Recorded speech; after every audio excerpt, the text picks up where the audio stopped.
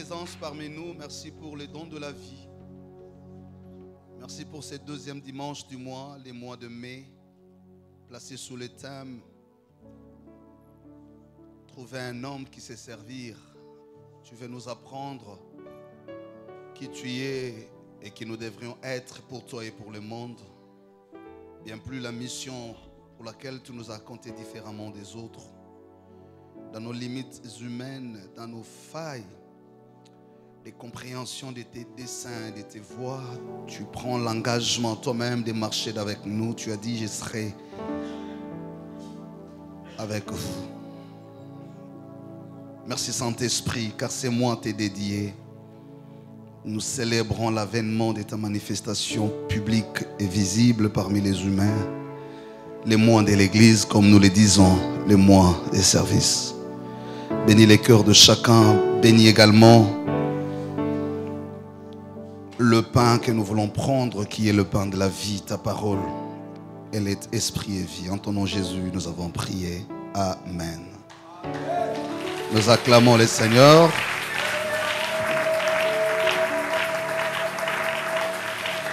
Voilà. Gloire à Dieu. Un merveilleux dimanche. Est-ce que tu peux m'aider à saluer et à souhaiter à celui, ses frères, ses sœurs à côté, gai dimanche, bonne célébration cultuelle. Sois gentil quand même quand tu salues les voisins, tu peux être debout, ça ne te coûte rien. Voilà. Gloire au Seigneur, je vous salue également au nom de notre Seigneur Jésus-Christ. Nous allons rapidement prendre nos Bibles. Nous allons lire la parole de Dieu.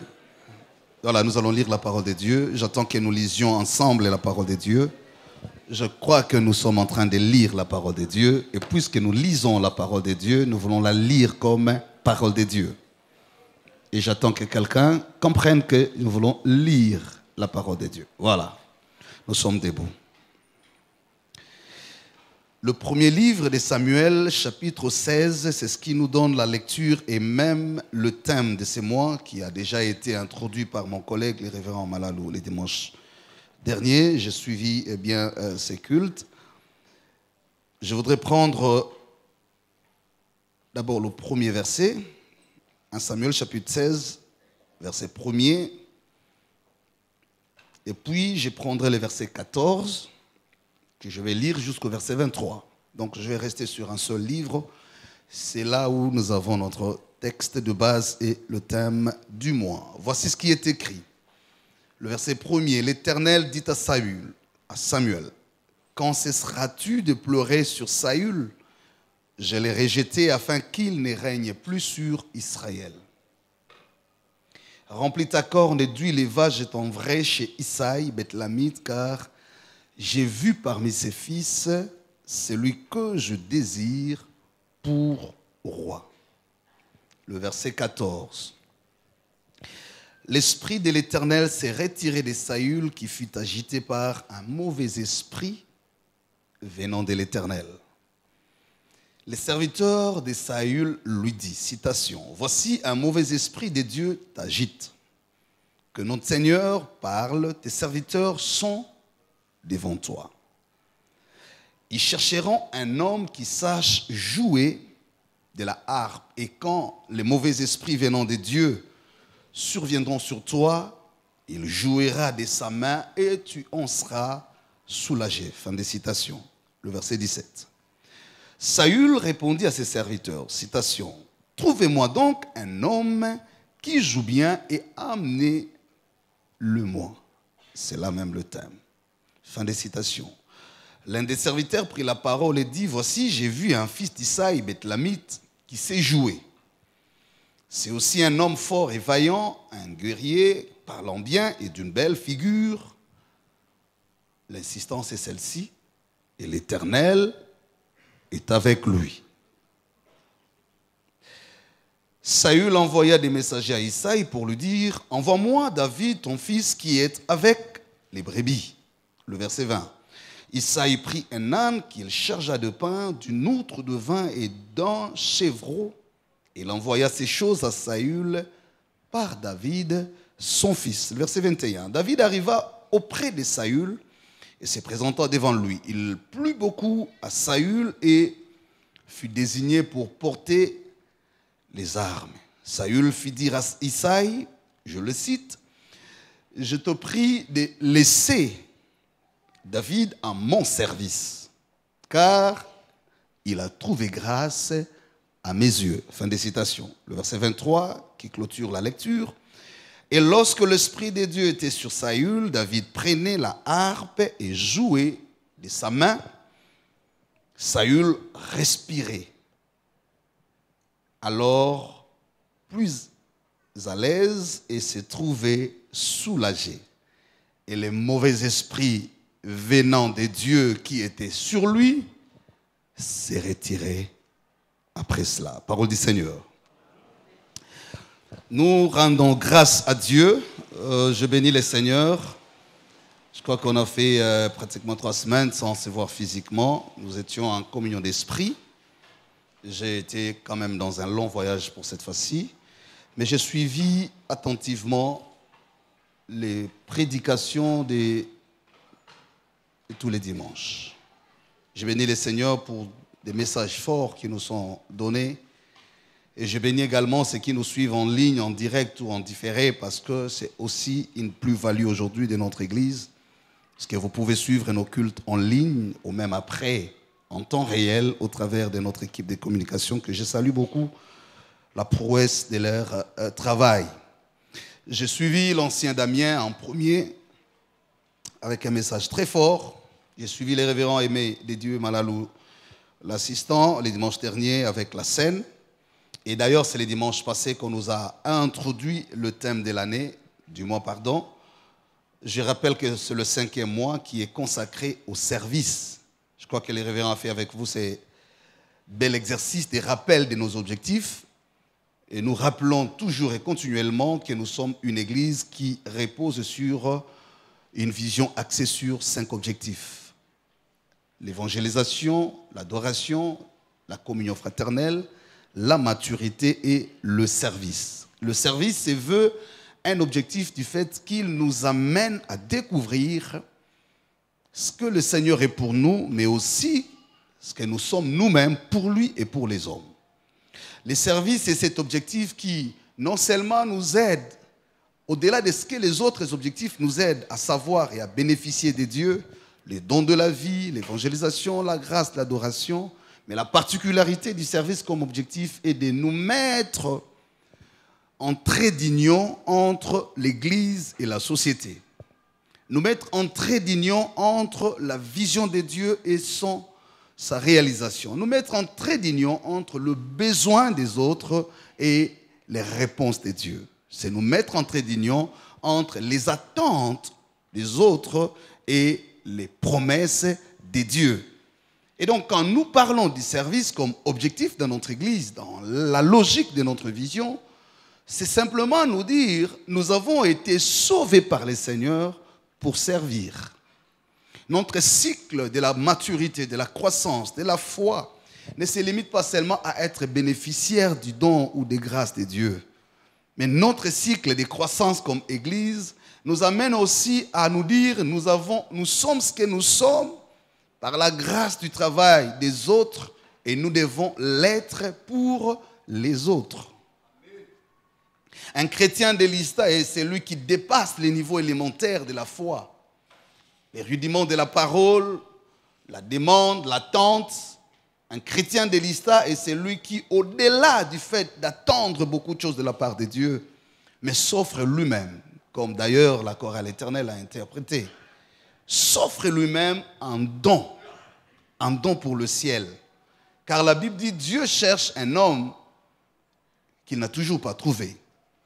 La question de la quête de l'homme est autant théologique, religieuse que philosophique, je dirais même sociologique. Parce que vous lisiez l'histoire de la Bible ou l'histoire de l'humanité, l'histoire des sociétés, l'histoire des cultures, tous les tournants décisifs de l'histoire sont marqués par la présence des hommes. Et donc, la Bible a raison de penser que chaque chose a son temps. Mais au-delà de ça, chaque temps aussi a ses hommes. Voilà pourquoi vous constaterez que si aujourd'hui nous parlons de la Bible comme notre fondement de la foi, parce qu'elle regorge l'histoire des hommes et femmes au travers desquels Dieu est passé pour marquer le temps. Autrement dit, à l'absence de ces hommes et femmes, la Bible n'aurait pas son sens. La Bible n'est pas que l'histoire qui parle de Dieu, les livres qui parlent de Dieu. La Bible est aussi les livres qui parlent des expériences des hommes avec Dieu. La Bible est aussi ces livres qui nous fait découvrir la richesse, la potentialité des hommes qui ont été différents des autres. C'est aussi un livre de témoignages. Pour dire, parmi les humains, même s'il y a eu de mauvaises choses, il y a aussi eu de bonnes choses. La Bible est ces documents de la foi qui nous amènent à comprendre que Dieu ne traverse pas l'histoire des hommes en se manifestant de bout en bout. Et que les hommes, les femmes, chacun à sa génération constitue un vecteur important pour transporter, pour véhiculer la pensée et l'œuvre de Dieu. Voilà ce qui rend la quête de l'homme au centre du débat de la foi. Les livres de la Bible commencent par la découverte d'un homme qu'on appelle Adam. Dieu le crée du Nil, le place au milieu d'un jardin, lui donne des instructions et lui confère la responsabilité de gérer. Vous traversez l'histoire de la Bible, vous trouverez qu'à chaque étape, la Bible parle d'un homme ou d'une femme. Des Genèse avec Adam, passant par Caïn et Abel, transitant par la généalogie qui venait de nous être lue.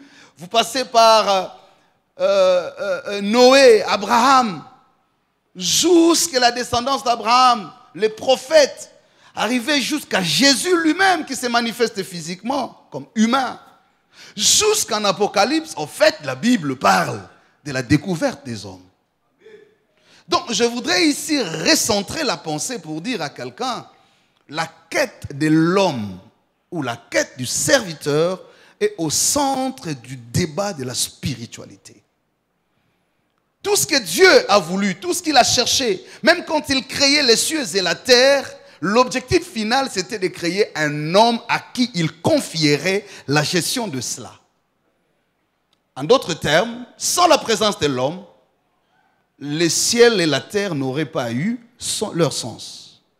Ce qui vient donner sens à la création, c'est la présence de l'homme. C'est pourquoi la Bible dit que l'homme est la gloire de Dieu. Et toute la création là a été adaptée à la nature de l'homme. Et la Bible dit, quand Dieu crée l'homme, il lui dit, domine sur la création. Et même quand nous allons dans l'histoire du salut, l'essence du salut n'a aussi son contenu que par la présence d'un homme. Parce que Dieu est venu sauver un homme. Et jusqu'à l'enlèvement de l'Église, ce qu'on appelle les temps de la fin, l'histoire de la Bible se clôturera par le salut de l'homme. Lorsque nous disons trouver un homme, c'est un débat essentiel. Je le dis encore, essentiel dans la foi, je suis en train de le montrer dans les panoramas bibliques, mais aussi essentiel dans la question de réflexion, une question philosophique. Des grands penseurs, je ne voudrais pas les citer ici parce que je suis dans le cadre de la prédication, pouvaient dire, je cherche un homme avec la lampe au milieu des jours. Qu'est-ce l'homme? La question de qu'est-ce l'homme, ou qui est l'homme si vous voulez bien, reste au centre de tous les débats. Qu'on fasse de grandes études, qu'on soit en bonne santé, qu'on investisse, qu'on réalise, qu'on ait d'enfants, ceci, cela, tout tourne autour de la question de qu'est-ce l'homme? Alléluia. Donc, l'homme que tu es, que je suis, détenant le monopole de la vérité sur l'existence. Maintenant, comment atterrir dans notre texte? Je fais ces tableaux introductifs pour nous dire que la question que nous traitons ce mois n'est pas restrictive au service en tant qu'activité. Cette question, il faut la comprendre d'abord dans sa dimension existentielle. Pourquoi l'homme existe? Dieu ne cherche que celui qui existe. Or, on n'existe qu'en fonction de plans ou de prédilections de Dieu. C'est-à-dire, avant même que tu ne naisses, comme il le rappelle à Jérémie, je te connaissais. Le seul être qui n'a pas été créé selon les espèces, c'est l'être humain. Quand Dieu crée les animaux, il crée les espèces, il crée les reptiles, il crée tout, il différencie les espèces. Mais quand il crée l'homme, il le crée à son image. Qui est l'homme? Qui est l'homme? Et donc, trouvez-nous un homme qui sache jouer. Ce thème va aussi dans le sens de nous dire, il y a parfois de besoins. Je vais rapidement parce que si je traîne trop dans mon introduction, je risque de perdre mon temps. Rapidement, le contexte de cette narration, le livre de Samuel, peut nous donner 3 considérations et très rapidement, je vais les dire. D'abord sur le plan théologique avant d'entrer dans la profondeur de la prédication.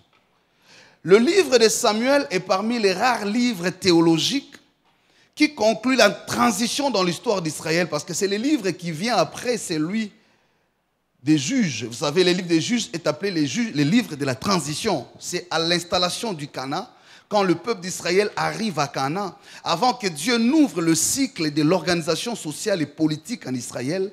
Cette période des juges a été gérée par des personnes que Dieu suscitait, au nombre desquelles nous trouvons les Gédéon, nous trouvons des Samuel, nous trouvons des Samson, nous trouvons des Déborah, ainsi de suite. C'est la période de la transition.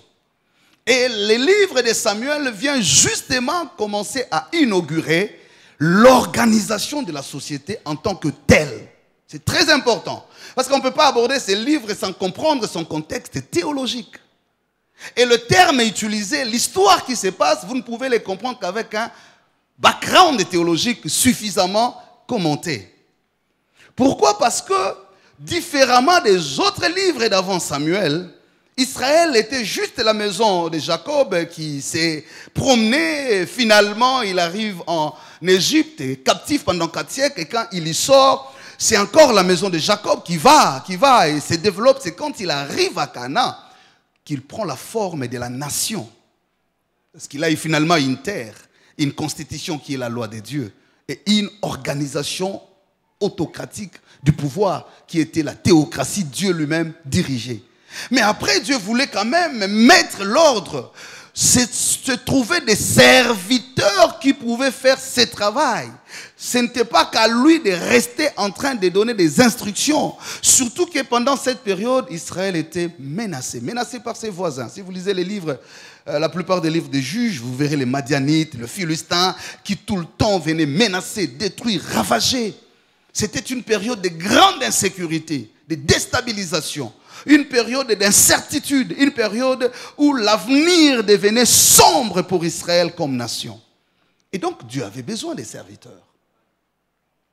Lui-même assurait la survie de cette nation, mais après il devrait organiser les choses. Et c'est dans ces lots-là que vous trouvez au 10e chapitre du livre de Samuel le premier choix d'un roi qui s'appelle Saül. Et puisque Samuel était le dernier juge, c'est lui qui a oint le premier roi qui s'appelle Saül. Dieu a commencé à organiser politiquement, administrativement Israël. Donc c'était un serviteur que Dieu avait choisi. Là n'est pas la question, je vous ramène juste dans le contexte large. Mais qu'est-ce qui va se passer? C'est au chapitre 15 que vous trouvez la faute grave de Samuel, de Saül. Saül va désobéir à l'ordre de Dieu. Il lui a été demandé d'aller combattre Amalek et de dévouer tout par interdit. C'est par rappel de ce qu'Amalek avait fait à Israël en Exode chapitre 17. Parce qu'Amalek fut le premier peuple à s'opposer contre le passage d'Israël dans le désert.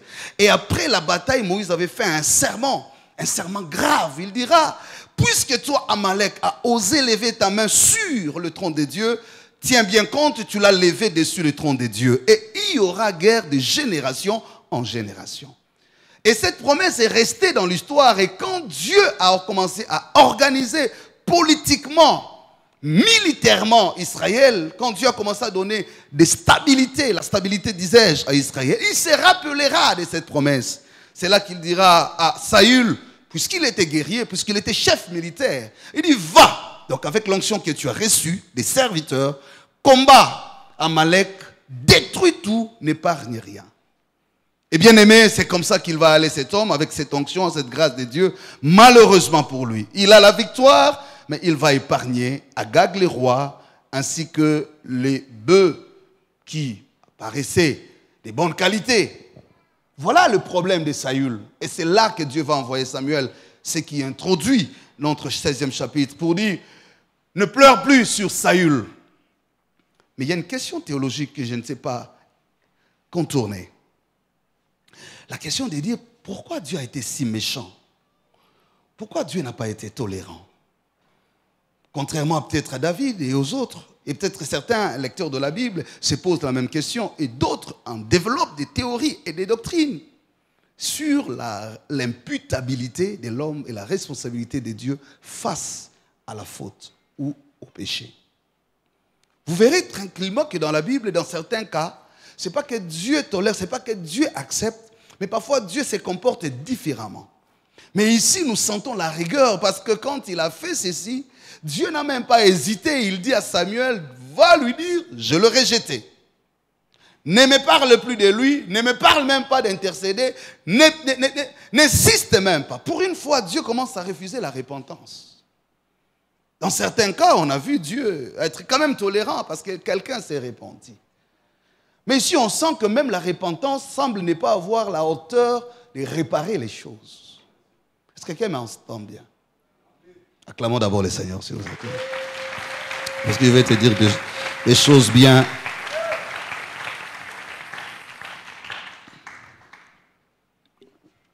Bien aimé, c'est très important ce que je voudrais te dire maintenant. C'est une parenthèse, je vais très rapidement la fermer. Dans les choses de Dieu, dans les domaines d'appel, dans les domaines de service, ce qui rend l'homme important devant Dieu, ce n'est pas le nombre de fois qu'il a servi. Ce n'est pas la qualité des services qu'il a rendu. Mais c'est la constance aux convictions de Dieu sur sa vie. S'il y a quelque chose qu'il ne faut jamais perdre comme serviteur, c'est perdre la foi de Dieu en toi. Parce que Dieu ne t'appelle que quand il croit en toi. Dieu ne t'envoie que quand il croit en toi. Vous trouvez ça chez Saül, vous le trouvez aussi chez Moïse. Les gens pensent que le plus grand péché, en fait, parce qu'il y a des gens qui hiérarchisent toujours cette notion de péché, serait ce qu'ils croient eux-mêmes. Moi, je ne vais pas les citer ici. Il faut faire la différence entre le péché et l'abandon de la conviction sur laquelle repose son appel. Il y a des choses que Dieu ne répare pas lorsque ça perd le sens. Il y a des choses que Dieu ne sauve pas, mais remplace. Ce qui est plus important chez Dieu, ce n'est pas ce que tu lui donnes, mais c'est ce qu'il attend de toi. Ce que tu donnes, quelqu'un d'autre peut les donner mieux que toi. Mais ce que Dieu attend de toi, c'est ce qui détermine les codes de ton onction.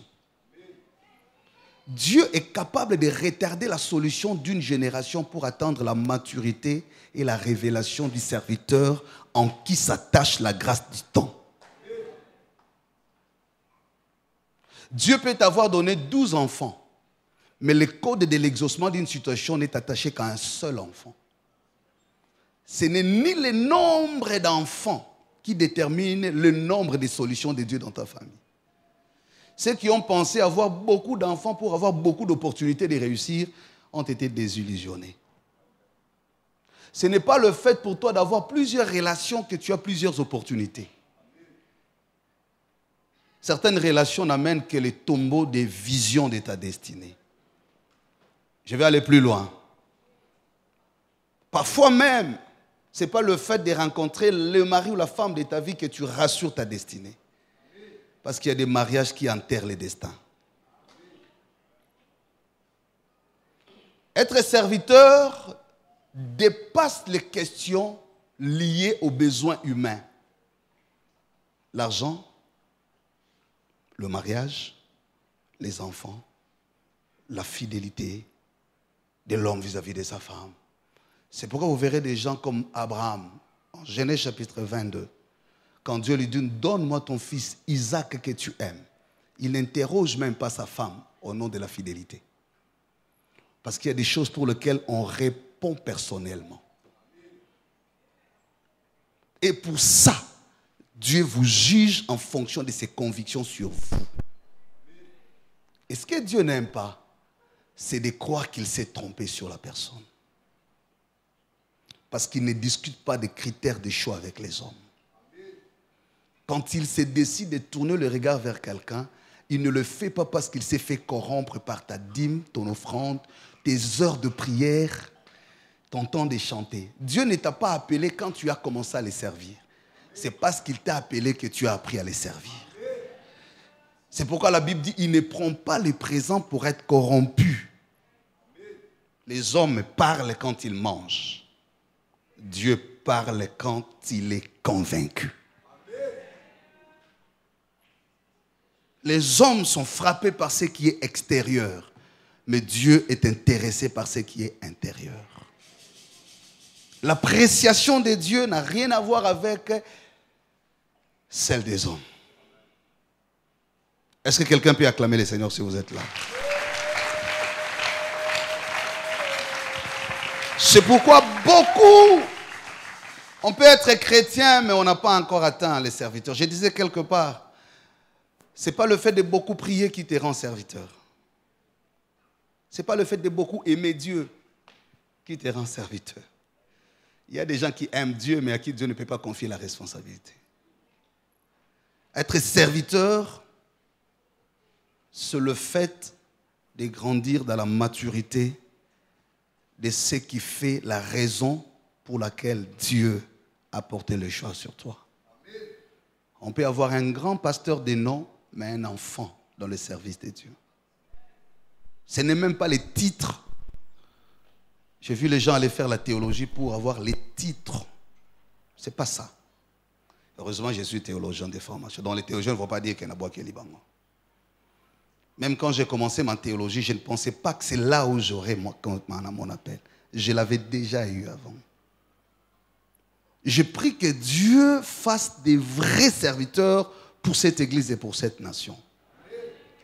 Et voilà les modèles. Le premier couac ici, Dieu dit à Samuel, ne me parle plus de Saül. Ah, mais Seigneur, c'est trop fort. Tu es sévère. Vous savez pourquoi? Parce que l'appel de Saül reposait sur trois choses. 1, le besoin des réponses de Dieu. Comme je l'ai dit, Exode chapitre 17. 2, il était de la tribu de Benjamin, qui était la tribu des guerriers. 3, c'était au moment où Dieu avait fixé faire la chose. Et ces moments ne devaient pas être remplacés. Donc, quand Dieu t'appelle à certaines responsabilités, ne te contente pas seulement du résultat de la responsabilité ou du bénéfice de la responsabilité, mais tiens tout le temps à savoir pourquoi Dieu a porté son choix sur moi et pas sur quelqu'un d'autre. Mais quelqu'un me pose la question, mais pasteur, comment saurais-je être serviteur? Et en quoi? On peut être serviteur dans plusieurs, même en étant la femme de ton mari. Tu es au service de Dieu pour le bonheur de cet homme. Serviteur, ce n'est pas seulement venir balayer, prêcher, chanter. On est serviteur partout où le besoin s'impose. Je vous ai dit en introduction, c'est faire le trait d'union entre le besoin des hommes et les réponses de Dieu. L'homme aux côtés de qui Dieu t'a placé, c'est quelqu'un qui avait beaucoup pleuré et prié dans sa vie, demandé à Dieu une solution. Et Dieu, dans sa souveraineté, croit que cette solution prend la forme de ta vie. C'est comme ça, avant de créer Ève, il endort Adam pour identifier les besoins. Et quand il crée Ève, il dit, je le crée comme aide semblable.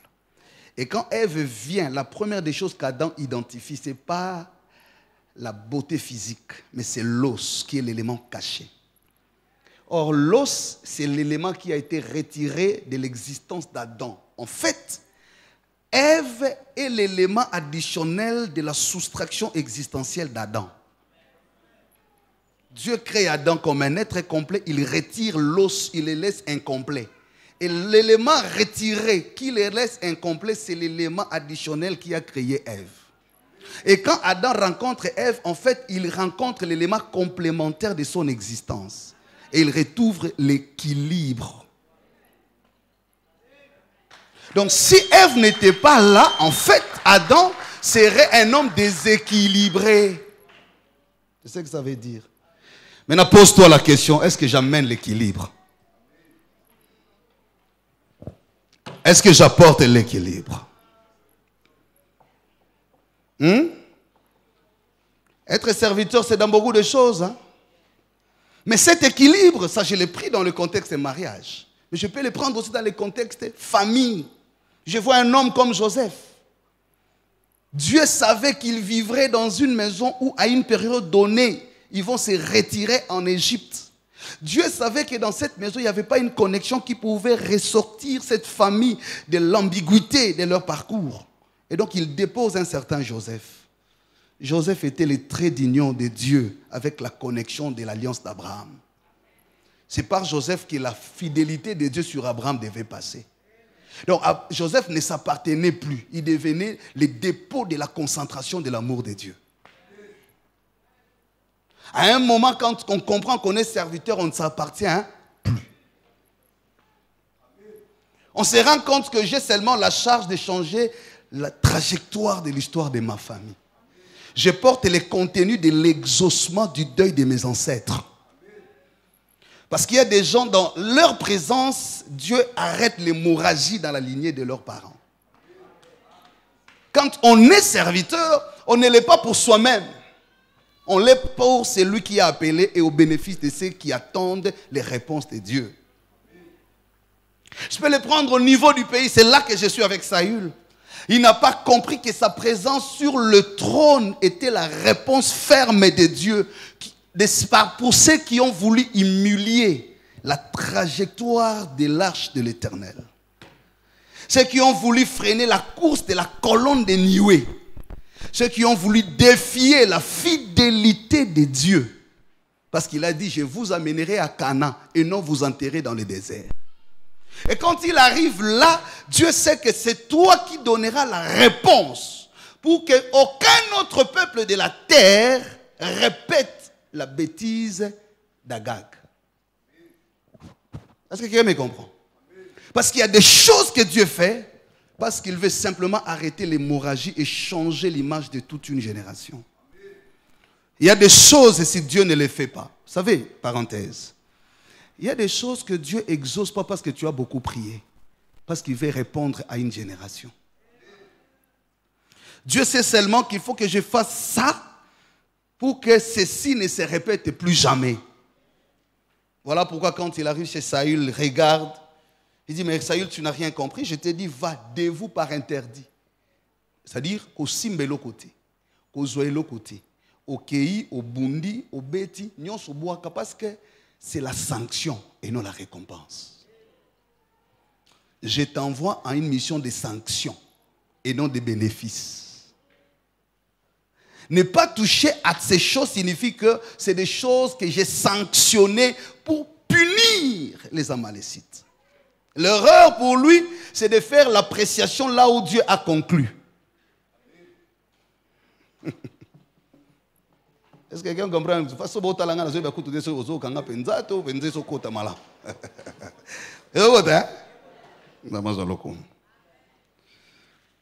Arrête d'apprécier là où Dieu a déjà conclu. Il y a des choses que Dieu ne change pas. Certains conseils ne changent pas la nature. Certaines prières ne modifient pas les choses. Il y a des moments où Dieu a déjà conclu, il faut s'arrêter. Quand Dieu a déjà dit, c'est ça la conclusion, c'est ça la conclusion. Lui est allé apprécier, il dit non, bon. Dit Samuel, dis-lui, il n'est plus digne de l'onction royale. Parce que la période de son règne avait comme point central répondre à la sanction des Amalécites. Responsabilité, mais un objectif moko. Toute la vie de Marie sur la terre s'est résumée par la grossesse de Jésus. Est-ce que vous ok? Marie a cause à la kitoko ndenge nini. Marie a cause à la nambongo nini. Valeur ya vie à Marie, et ça qu'on se résume dans zemi à Yesu. Sur l'istolo ne kota na Bible, ça pour na beauté nete. Sur l'istolo ne kota na Bible, ça te pas autant na famille azana mbongo. Mais pour me mara zemi à Yesu. Des fois nous courons mais en désordre. Nous voulons tout avoir sauf l'essentiel. Et parfois, beaucoup passent à côté de leur vocation, à côté de leur ministère. Parce qu'on veut imiter, parce qu'on veut faire comme ceci, cela, parce qu'on veut prouver, parce qu'on veut démontrer. Dieu n'est pas dans ça, pour la plupart des cas. Ça peut sembler moindre le rôle que tu joues, mais très déterminant pour l'équilibre de Dieu dans l'accomplissement de ses promesses dans une génération. Zemi ya Marie et Mema Soni, pour batube baloba kosa. Osoma molimo sante pesa mutuzemi lokuta muyibi ba viola ye ndumba yo zotanga ngona Bible bato bazaka na Marie ba ndimaka ete ti lelo ezana ba écriture lo ba ke Marie akosa zemi wana lokotaka ngoso ba viola kai omona ngo bapeta yo moko molimo sante tia mutuzemi. Ça peut paraître inutile, insultant, humiliant aux yeux des hommes. Mais peut-être c'est ce qui donne l'équilibre à l'accomplissement des promesses de Dieu. Ça peut être même ton mari qui ne voit aucune valeur de ta présence à ses côtés parce qu'il apprécie ta vie en fonction d'un diplôme. Mais Dieu apprécie ta vie en fonction de la consécration. Parce qu'il apprécie ta vie en fonction de la beauté physique. Mais Dieu apprécie ta vie en fonction du rôle que tu dois jouer. C'est comme ça que nous nous trompons, même dans les rencontres, même dans les engagements, même dans les connexions. Nous sommes tout le temps frappés de l'extérieur. Ça fait apparaître comme tardif le cas de Sarah. Quand tout le monde regardait Sarah, elle-même, quand elle s'est regardée, elle ne voyait que la vieillesse. À l'étape où elle était arrivée, elle n'espérait plus jamais changer les cris de la maison d'Abraham. Et quand même l'ange lui dit, l'année prochaine, tu auras un fils, elle a ri. Tu boni bilobe la boy papa, ole kende kaka. Isakola sakola. La Bible dit, elle a ri. Pourquoi? Parce qu'elle-même avait perdu la foi sur l'enfant. C'est pourquoi j'ai dit, Isaac n'est pas la foi de Sarah, ni la foi d'Abraham. C'est la foi de Dieu en Abraham. Parce que Isaac, Sarah et Abraham ont cessé d'attendre l'enfant. Et d'ailleurs, Sarah, ça l'a dit na Agar. Alors, bien, il était sonné ou mais là, kamata no musali nanga, pesa et moi. Nga moutina autorisé yo deal. Deal. Moi, je vais dire dans la Bible. Deal. Élection, mais deal. Il était yo kana. Nga na osala nga problème. Tinaka monsi na yo. Na olinga yo kaka. Mais zo na yo Agar. Pourvu moi na zanga te na libota. C'est-à-dire Sarah avait cessé d'attendre l'avenir de l'enfant. Abraham aussi convaincu. Après je dis la boya. Mais quand Dieu est Dieu, hein, Dieu est tellement Dieu. Il est tellement fidèle. Au point que même quand tu perdras toi-même la foi à certaines choses de ta destinée, Dieu les réalisera. What? Tout ne dépend même pas de ta prière. Tout ne dépend même pas de tous les efforts que tu fais. Il y a des choses simplement Dieu croit les faire avec toi. Est-ce que quelqu'un est là ce matin? Tu ne crois plus en toi-même. Au tali passé, au tali dégâts, au tali hein? Oui non, tous à la sincère. Tant que les convictions de Dieu n'ont pas vieilli dans ta vie, même l'âge de ta vie n'est pas dans la vieillesse. Dieu reste fidèle. Hein? Il reste fidèle. C'est pourquoi aujourd'hui, mon premier point, si tu veux bien écrire, je disais, ne perds pas les convictions de Dieu dans ta vie. Tout ce que j'ai dit, voilà les mots que je te donne. Ne perds pas les convictions de Dieu dans ta vie.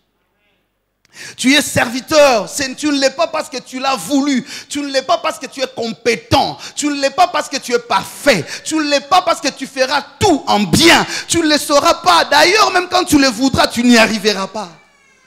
Tu es serviteur parce que Dieu croit en toi. Ne perds pas ces convictions-là. La maladie peut changer ta conception de toi-même.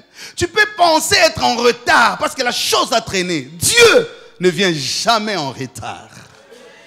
Dieu ne vient jamais en retard. Je voudrais m'adresser à quelqu'un qui arrive à ce point. Ne fais pas comme Saül, que des choses ne t'attirent pas plus que Dieu t'attire. Que le bien, le bénéfice, l'intérêt ne domine pas la valeur de ce que Dieu a déposé en toi. Ma soeur, tu es très forte même quand tu n'as pas d'enfant. Tu es très parfaite même quand tu n'as pas de mariage. Tu es très forte même quand tu as connu un passé difficile. Rien n'a le mandat de retirer une seule conviction de Dieu dans ta vie. Ni ton père, ni ta mère, ni ton passé. Je dis, personne ne planifie son passé. Personne ne maîtrise et contrôle les événements de son avenir. Mais chacun peut retrouver les équilibres entre son passé et son avenir. Je dis à quelqu'un, ce que tu as perdu dans ton passé, ce que tu n'arrives pas à saisir dans ton avenir, concentre-toi sur les équilibres d'aujourd'hui. Tu es encore valable dans le plan de Dieu.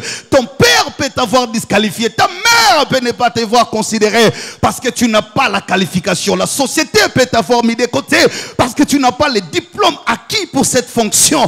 Mais moi, je viens de te dire, Dieu te connaissait avant même que tu ne sois formé dans le ventre de ta mère. Avant que tu ne fasses le premier pas de ta vie, Dieu te connaissait. Avant même que tu commences la catéchèse, Dieu te connaissait. Il t'appréciait, il croit en toi. Écoute-moi, il y a des expériences que Dieu ne fait qu'avec ceux qui sont dans le plan. Si Lazare est mort parce que Dieu savait que l'onction de la résurrection était prévue pour l'histoire de Lazare, frère, des événements par lesquels Dieu te fait passer constituent la maternité de la révélation de l'amour de Dieu. Il n'y a pas quelque chose qui enterrera ta destinée. Il n'y a rien qui enterrera l'histoire de Dieu. Tant que Dieu regarde encore en toi. Je parle à une Sarah ce matin. Arrête de te moquer de la parole de Dieu. Arrête de dire Toyo kakaka ndengiwana. Ressaisis-toi. C'est le nom qui a vieilli. C'est le ventre qui a vieilli. Mais la fidélité de Dieu ne vieillit jamais. Je parle à une femme à côté de son mari. Tu as été bouleversé, abattu, humilié, découragé. Tu commences à prendre des décisions. Au moment même que je parle, tu étais avant de venir ici avec des décisions. Dieu me dit de te dire, personne ne fera mieux ce travail que toi. Cet homme, sa méchanceté n'est pas supérieure à ta grâce. La Bible dit, aucun fardeau sera au-dessus de votre foi. Ce que Dieu t'a confié, c'est ce que tu sais porter. Il ne te donnera pas ce qui est au-dessus de tes forces. C'est toi qui échoues, ce n'est pas ton onction qui échoue. C'est toi qui abandonnes, ce n'est pas ta grâce qui abandonne. Moïse s'est arrêté, pas là où la grâce s'était arrêtée, mais là où ses convictions s'étaient arrêtées sur sa mission. Quand il a commencé à dire, suis-je à la place de Dieu pour vous donner de l'eau du rocher, alors qu'il avait les bâtons qui avaient déjà donné de l'eau, alors qu'il avait la parole qui pouvait donner de l'eau. Ne remets pas en question ta vie, même sur les lits des malades. Toi qui me suis, tu as connu un cas difficile de santé, une maladie, peut-être un AVC, peut-être que tu viens d'être diagnostiqué de cancer. Même le cancer n'a pas le mandat d'enterrer un seul jour de ta destinée.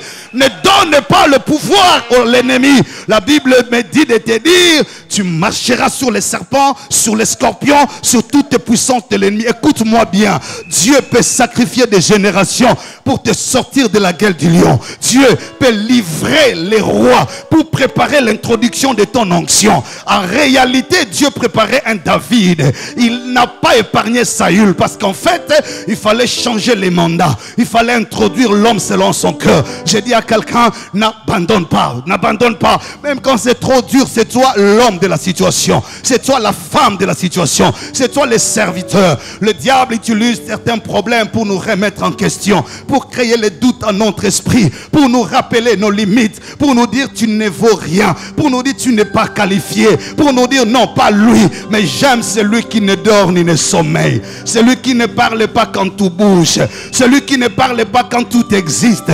La Bible dit il est le commencement et il est la fin. Quand il dit un mot, sa parole ne rentre pas à lui sans avoir produit des effets. Je dis à quelqu'un, il a dit et il a juré, il ne se repentira pas. Celui qui ne prend pas le présent pour être corrompu, celui qui ne change pas de conviction le matin, il ne découvre pas l'homme, mais il connaît l'homme. Quand il dit cherchez-moi l'homme, c'est qu'il a déjà trouvé l'homme à qui il veut faire confiance. Je dis à quelqu'un, Dieu te connaît. Ce matin, en ce mois de septembre, je viens renouveler ta confiance en toi-même et il estime en toi, même dans les milieux des ossements desséchés. Si Dieu t'amène à cette expérience, il te pose la question, fils de l'homme, crois-tu? En fait, Dieu veut utiliser d'abord ta foi. Dieu veut voir si tu crois en toi-même. Dieu veut voir si tu comprends la force de l'onction qui est en toi. Crois-tu que ces ossements peuvent-ils revivre? Ah, cet homme il dit oui. Toi, Seigneur, tu le sais. En d'autres termes, tu sais ce que je suis pour toi. Tu sais ce que vaut la puissance de ta parole. Tu sais ce que peut faire l'onction. Et donc, si toi, tu le veux, ça se fera. Je dis à quelqu'un, là où Dieu t'a laissé, c'est là où tu ne seras pas enterré. Ce n'est pas le cimetière de ta vie. Même quand tu es là, ton médecin te dit, c'est fini, c'est fini. Dis à ce médecin, tu as constaté la maladie, mais tu n'as pas la clé de la guérison. Moi, j'appartiens à la clinique de Golgotha. Si la clinique des humains n'est pas capable de le faire, je dis à quelqu'un, tu ne mourras pas, tu vivras, tu te relèveras de la cendre, tu remonteras sur la surface. Tu es comme Lazare qu'on a parlé de lui dans le passé. Tout le monde avait réuni les preuves et attesté la mort de Lazare. L'odeur en était une preuve majeure. Tout le monde s'éloignait du tombeau parce qu'il sentait déjà. Mais l'homme de Galilée a dit, où l'avez-vous mis? En d'autres termes, il est encore valable dans les jeux. Ah, tu es encore valable dans les jeux. Dieu ne t'a pas disqualifié. Ressaisis-toi, relève-toi, toi qui es tombé. Reprends courage et reprends la force. Ne fais pas comme Saül en train de remettre en question ton appel. Dieu n'a pas besoin de te remplacer. Il sait que c'est toi le serviteur de la maison de ton Père. L'exaucement de Dieu a été mesuré par rapport à ta grâce.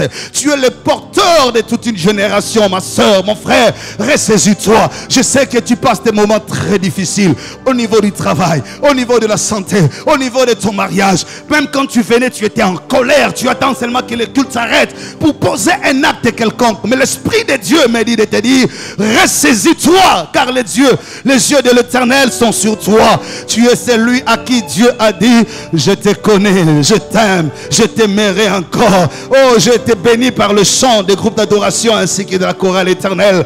Dieu te dit ce matin, je te connais encore. Je renouvellerai mes forces en toi. Je te redonnerai un autre bâton. La Bible dit, toi qui as vécu sous la nuée, tu as été frappé et flagellé. Mais nous qui avons reçu le nom de Jésus, il nous redresse par les coups des enfants. Je suis venu dire à quelqu'un, prends courage, femme, même dans ta vieillesse, tu restes un mystère. Les ossements d'Élisée ont provoqué la résurrection. Même le cadavre peut changer l'histoire. Quand on est serviteur, tant que Dieu n'a pas dit les derniers mots, n'enterre pas ta vie pendant que les hommes veulent t'enterrer. Je dis à quelqu'un, ressaisis-toi. Même quand tu n'as pas et tu n'avais pas réussi, ressaisis-toi. Tu as tenté hier, ça n'a pas donné, ressaisis-toi. N'abandonne pas pour dire, j'ai déjà tenté.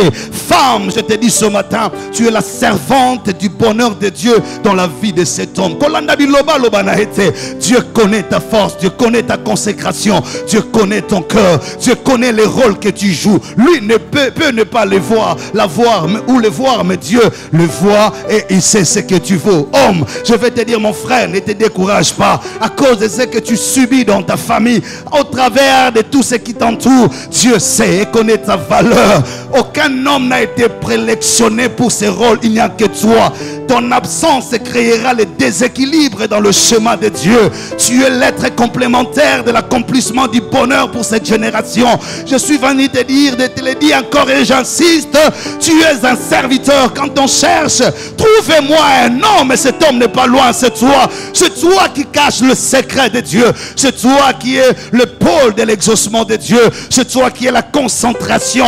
Sais-tu combien d'états Dieu a pris pour te forger? Sais-tu des situations que Dieu a utilisées pour t'affermir? Tu sais le nombre de gens que Dieu a sacrifiés pour protéger ton mariage. Est-ce que as-tu l'idée des lois que Dieu a modifiées pour te mettre à l'abri des accusations? Est-ce que tu comprends le chemin que Dieu a frayé dans les rocs pour que tu passes à pied sec? Est-ce que tu comprends que ton histoire a beaucoup coûté à Dieu avant même que tu ne naisses? Il y a un grand-père que Dieu préparait avant pour te placer dans la lignée généalogique. Je dis à quelqu'un, tout ce que moi je sais ce matin, Dieu te connaît, Dieu t'aime et Dieu n'a pas l'intention de te changer. Aujourd'hui je te donne ce premier point et je voudrais que tu restes rassuré, que tu saches que Dieu compte sur toi. Dieu t'a cherché depuis longtemps. Quand il t'a trouvé, il ne s'était pas trompé. Il connaît ta force, il connaît ton onction, il connaît tes capacités. Je dis à quelqu'un, n'abandonne pas, pousse encore. C'est presque déjà à l'exaucement. D'où tu viens, c'est très loin. Où tu es arrivé, c'est tout près. N'abandonne pas, ce que tu as construit, c'est beaucoup. Ne laisse pas détruire parce que le diable veut te distraire. Non, non, non, non, non, non, non, non, non, non. La Bible dit c'est avec douleur qu'on a construit, mais c'est avec allégresse qu'on a détruit. Ne détruis pas ce que tu as concentré. Tu as déjà accepté beaucoup de sacrifices. Tu as déjà refusé beaucoup de choses. Ce n'est pas maintenant qu'il faille céder. Ce n'est pas maintenant qu'il faille lâcher. Tu es serviteur. Tu es de l'image de celui que Dieu, à qui il a fait confiance. Je dis à quelqu'un, Dieu te connaît. Il y aura des situations. Il y aura des vents. C'est pourquoi Dieu ne s'agite pas quand tout s'agite dans ta vie. Il est calme parce qu'il sait quoi? Il sait que rien ne changera ce qu'il a prévu faire avec toi. La décomposition de Lazare n'a pas inquiété Jésus parce que l'onction de la résurrection avait non seulement le pouvoir de le ramener à la vie, mais de reparfumer l'odeur de la décomposition. Frère, ce qui ne préoccupe pas Dieu est pris en charge dans ton alliance avec Dieu. Tu peux pleurer longtemps la mort de ton fils, la mort de ton mari. Il dit à Samuel, ne pleure plus sur Saül. J'ai déjà trouvé la pièce de rechange. Ne parle plus de ce travail. Ne pleure plus pour cette fonction. Tu n'as pas été serviteur grâce à cette fonction-là. Non, tu es celui qui ressemble au cèdre de Liban. Tu peux croître même dans les lieux déserts. Tu es d'une alliance des hommes ou des femmes qui ne dépendent pas de la bénédiction des lieux, mais qui marchent avec la colonne des nuées. Là où tu poses tes pieds, le trône pose aussi là. Là où tu arrives, Dieu arrive avec toi. Qu'est-ce que tu as perdu? Qu'est-ce qu'on t'a arraché? Qu'est-ce que tu n'as plus comme accès? Ne pleure plus sur ces choses. Aujourd'hui, il dit à un serviteur, arrête. Samuel, arrête. Arrête de pleurer. Ton mari est déjà mort, on l'a déjà enterré. Arrête de pleurer sur lui. Parce que Dieu a déjà trouvé un mécanisme de rééquilibrage. Je dis à quelqu'un, tu ne mourras pas dans ces conditions-là. On ne t'enterrera pas dans ces conditions-là. Oui, dans la vie, il y a des choses que nous perdons sans récupérer, mais il y a d'autres qui remplacent ce qu'on a perdu. Je vais dire à quelqu'un, arrête les deuils. Il y a des choses qu'on ne sauve pas, mais que Dieu remplace. Il y a des gens qu'on ne retient pas, mais que Dieu modifie. Je dis à quelqu'un, s'il y a quelqu'un sur qui tu t'étais beaucoup accroché qui est parti, c'est que Dieu t'a retiré, ne reviendra plus. Mais constate plutôt ce qu'il est en train de mettre sur toi, un nouveau chemin, un nouvel homme. Je prophétise pour dire à quelqu'un, ne promène plus les regards inquiets, ne pleure plus, ne pleure plus sur ta situation. Je suis orphelin, je suis veuve, je suis veuf, on m'a limogé, on m'a combattu, on m'a empoisonné. Si le poison avait le pouvoir, on t'aurait enterré. Puisque tu n'es pas enterré, il y a de l'espoir pour ceux qui vivent encore. Je dis à quelqu'un, arrête de pleurer, parce que tu es en train d'aller à un autre rôle. Ne perds pas tes convictions. J'ai dit à Samuel, c'est mon seul point d'aujourd'hui. Ne perds pas les convictions de Dieu.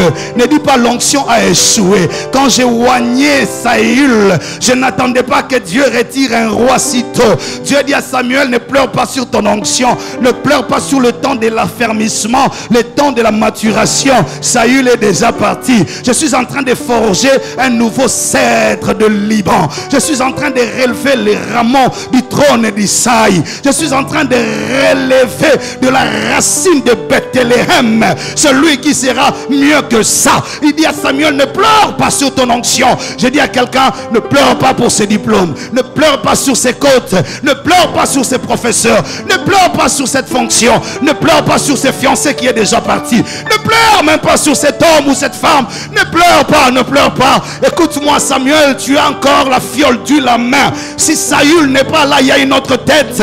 Ne pleure pas tant que tu as ton appel, tant que tu as ton alliance avec Dieu.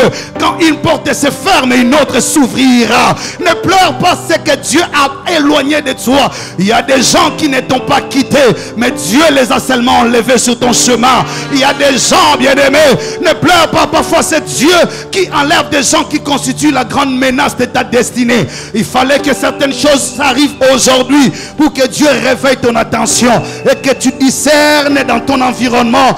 Tout le monde n'est pas Pierre, il y a aussi des Judas. Il y a des scandales qui arrivent avant la croix pour ne pas créer la confusion à la Pentecôte.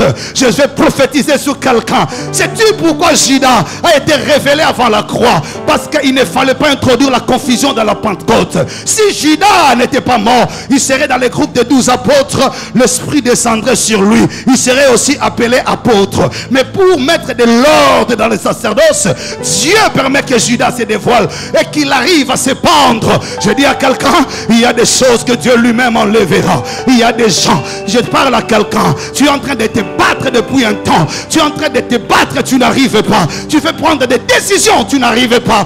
Aujourd'hui tu le fais, demain tu tombes. Aujourd'hui tu essayes, demain tu t'arrêtes.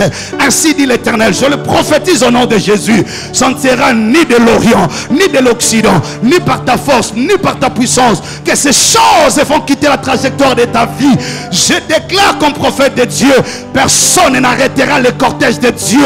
Tu portes l'arche de Dieu. Sur tes épaules repose la cruche remplie d'eau. La Pâque se passera dans ta maison. Tu n'es pas qu'une femme à épouser.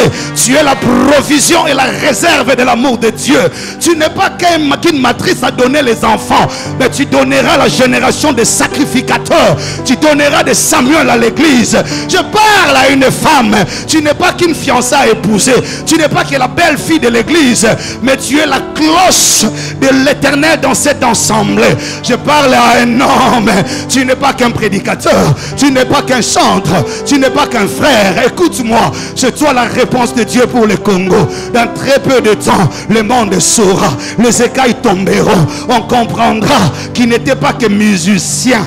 Il était aussi guéri. Aïe, aïe, aïe, aïe, aïe. Je dis à quelqu'un, Dieu finira par dévoiler ton identité. Tu n'es pas que celui que les hommes pensaient. Tu n'es pas que celui que les hommes connaissaient. Tu n'es pas que celui dont le passé a parlé. Tu es aussi celui dont l'avenir surprendra. Le passé n'a pas tout dit de toi. L'avenir explosera ton identité. On te découvrira autrement. On dira, ah, il n'était pas que musicien. Ah, il n'était pas qu'une femme, mais la mère de Samuel, celle qui viendra arrêter l'hémorragie dans le sacerdoce, celle qui provoquera l'exaucement de Dieu pour toute une génération. Je t'envie, j'envie ta vie. Je vois tout le bonheur que Dieu entoure autour de toi. Ne pleure plus, ne rejette plus ta grâce, ne te prostitue plus, ne va pas commettre l'adultère. Non, non, non, non. Je dis, tu es tellement précieux aux yeux de Dieu. N'abandonne pas. Ce qui est passé est passé. Ressaisis-toi. Ne pleure plus. Que personne ne te dise que Dieu t'a rejeté. Quand Dieu t'a appelé, il ne les a pas consultés. Quand Dieu t'a oint, il n'a pas demandé leur avis. Ne recule pas. Ne pleure pas. Tu n'en as eu qu'un seul. Mais la volonté de Dieu s'accomplira là. Il ne changera pas. Il te gardera. Ce qui est parti est parti. Nous sommes en 2023. 2022 est passé. 2021 est passé. 2020 est passé. Ce qui est important, ce n'est pas ce que j'ai perdu, mais c'est ce qui me reste à gagner. Il y a encore de batailles, il y a encore de victoires, il y a encore de succès, il y a encore. Je ne pleure pas sur mon passé, je me concentre sur l'avenir. Ce que j'aurai, la Bible déclare, la gloire de la deuxième deuxième maison sera plus grande que celle de la première.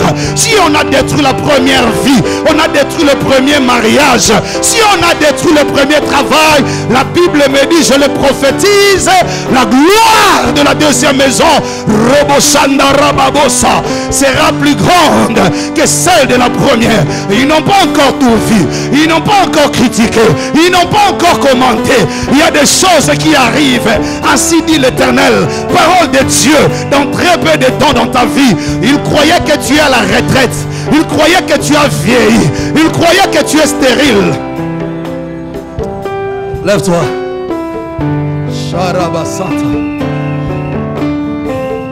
Lève-toi s'il te plaît. Lève-toi.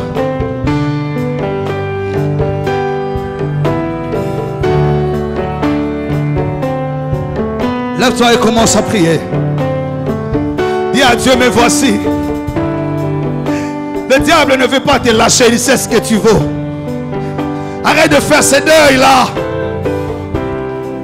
Dieu n'a pas changé ses convictions sur toi. Arrête de multiplier les erreurs. Concentre-toi maintenant. Arrête-toi quelque part. Ce qui est parti est déjà parti. Tu as une alliance qui peut provoquer le miracle, même là où il n'y a rien. C'est pourquoi Dieu n'a pas peur de toi. C'est pourquoi il n'a pas pitié. Il connaît la force de ta grâce. Tu es de nature d'une femme qui peut porter la grossesse même sans de trompe. Même quand on a enlevé, toi tu es d'une race exceptionnelle. Ainsi dit Dieu, tu porteras la vie en toi. Je veux que tu lèves tes mains. Sous cette mélodie, dis à Dieu, me voici. Il dit, trouvez-moi un homme. Dis, me voici. Ne me le dis pas, dis à ton Dieu. Lève tes mains et dis-lui, me voici. Un homme qui sache jouer. On avait l'impression que le plan de Dieu avait échoué. On avait l'impression que les deuils étaient en Israël.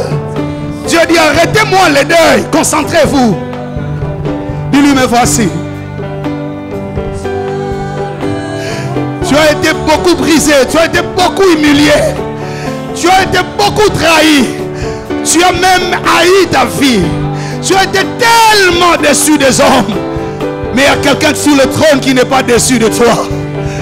Yehoshua Mashiach. C'est lui qui te parle, c'est lui qui veut t'entendre. Tu arrivais à un moment où tu disais, ma vie ne vaut plus rien. Tu disais, je ne peux plus rien faire pour quelqu'un. Les gens m'ont tellement déçu. Les gens m'ont tellement trahi. Tu as pris des résolutions de ne plus servir. Ce matin, Dieu te parle. Reviens encore. Rababarababosa. Oh.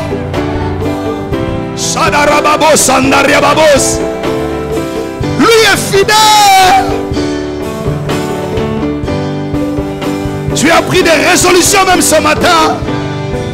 Tu dis, je vais partir, je vais quitter.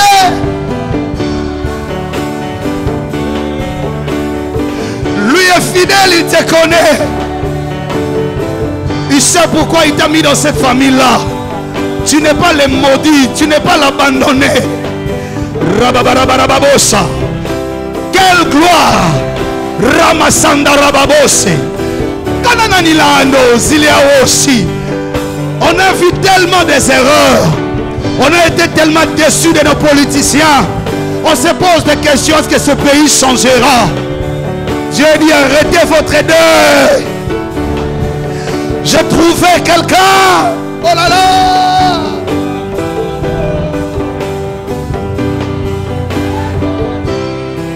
Femme, tu étais déçue. Tu ne croyais même plus à toi-même. Tu avais pris beaucoup de décisions. Ce matin, Dieu te parle. Dieu est fidèle.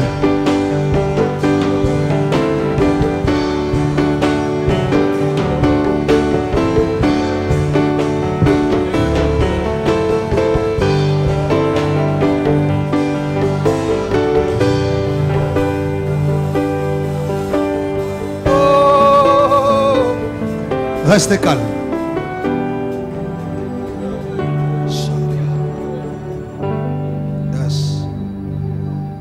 Restez calme. Ainsi dit Dieu, s'arrêtera au cours de ce mois le deuil de ton désespoir. Car c'est le mois de l'esprit. Dieu sera en train de mettre les sceaux dans la vie de quelqu'un.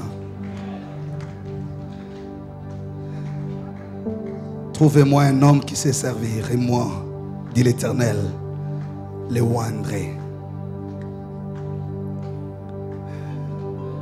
C'est le mois où Dieu commencera quelque chose de nouveau. Le premier pas de ta vocation. Ta vie fera des bruits qu'elle n'avait jamais fait avant. Ce n'était que l'introduction. Nous serons là du 24 au 28 pour le séminaire de la Pentecôte. Les dimanches prochains, le Seigneur nous visitera davantage. Le mercredi, nous allons déjà commencer à nous préparer. C'est le mois de l'esprit. C'est le mois de la naissance de l'église. C'est le mois où Dieu met les sceaux. C'est le mois de la réparation. C'est par un groupe de faibles, de fainéants, de peureux qui ont pris distance de la croix. Un groupe faible que Dieu a commencé l'histoire de l'église. Il leur a dit, ne partez pas, attendez. Je vous rendrai témoin. Même après la croix, ils n'étaient pas encore témoins. Il y a quelque chose qui manquait. L'amour, ils l'avaient. Ils aimaient Dieu, mais l'amour ne suffit pas pour faire certaines choses avec Dieu. Ils aimaient Dieu tellement. Mais Jésus savait que l'amour seul ne suffisait pas. Jésus également les aimait tellement. Mais il savait que l'amour qu'il a pour eux ne suffisait pas. Il a dit, attendez, ne partez pas encore. Ça, c'est ce que nous allons voir prochainement. Dieu va t'introduire dans un mandat. Je dis bien dans un mandat. Batu bakenda luka mandat na cimetière, na banganga, na ba magicien. Ya biso tozwara ngona ema ya Nzambe. Et s'il lui donne le mandat, qui peut le changer? Qui? Si c'est Dieu qui t'introduit dans le cœur de cet homme, qui te sortira de là?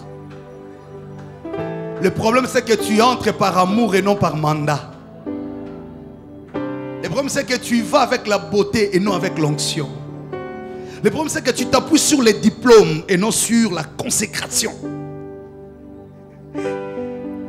Que Dieu nous fasse grâce. Je voudrais prier directement pour les dîmes. Sous cette atmosphère avancée, parce qu'on m'a